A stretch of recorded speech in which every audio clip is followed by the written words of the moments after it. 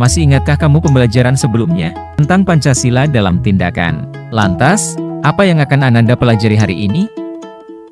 Berbicara tentang pendidikan Pancasila, tidak terlepas dari Pancasila sebagai ideologi negara.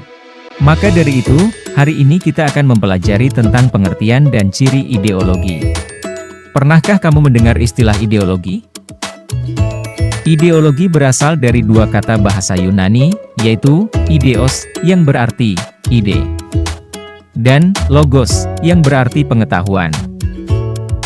Istilah ideologi kemudian memiliki arti umum sebagai seperangkat pengetahuan, nilai, keyakinan, dan pandangan dunia yang menjadi landasan pemikiran dan tindakan seseorang atau kelompok dalam bidang politik, sosial, ekonomi, dan budaya. Ideologi juga berfungsi menuntun seseorang atau kelompok dalam memahami dan berperilaku terhadap dunia dan sesamanya.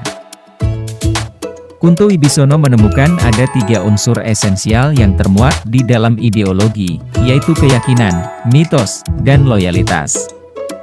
Keyakinan, dalam arti bahwa setiap ideologi selalu menunjuk adanya gagasan-gagasan vital yang sudah diyakini kebenarannya untuk dijadikan dasar dan strategi bagi tercapainya tujuan yang telah ditentukan.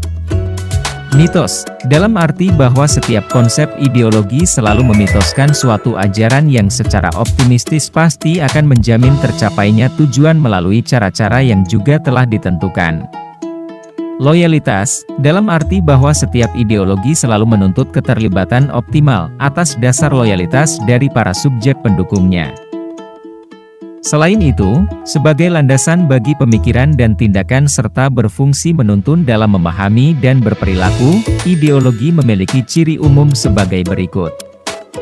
Berpandangan dunia, mengandung nilai dan tujuan, berpengaruh pada kebijakan, pemberi dan pembeda identitas, pendorong perubahan sosial, dan bersifat adaptif dan kontekstual.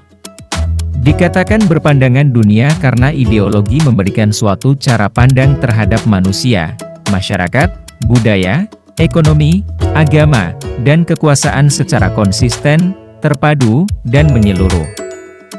Dikatakan mengandung nilai dan tujuan karena ideologi selalu mengandung nilai-nilai dan tujuan yang ingin dicapai atau diwujudkan.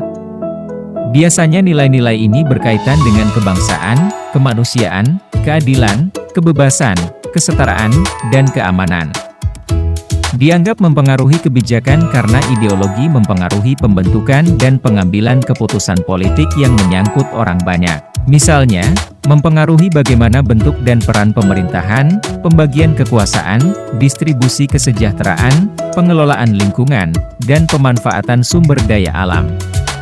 Ideologi dapat menjadi sumber identitas dan pembeda bagi satu individu atau kelompok dengan yang lainnya. Seorang individu atau kelompok dapat memaknai dirinya dan orang lain melalui ideologi.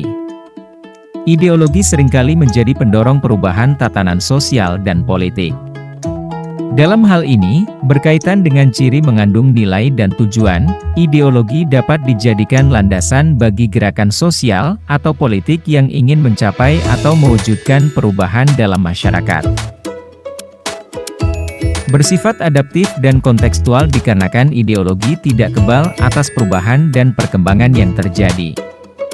Dalam hal ini, ideologi mampu merespons tantangan-tantangan dan mengubahnya menjadi sesuatu yang lain. Penting untuk diingat bahwa terdapat banyak ideologi yang berbeda satu sama lain di dunia ini. Setiap ideologi memiliki ciri khasnya tersendiri bergantung pada nilai-nilai, pandangan dunia, dan tujuan-tujuan yang dipegang oleh kelompok atau individu yang menganutnya. Indonesia telah menyepakati Pancasila sebagai ideologi negara. Terima kasih telah menonton. Sampai jumpa di pembelajaran berikutnya.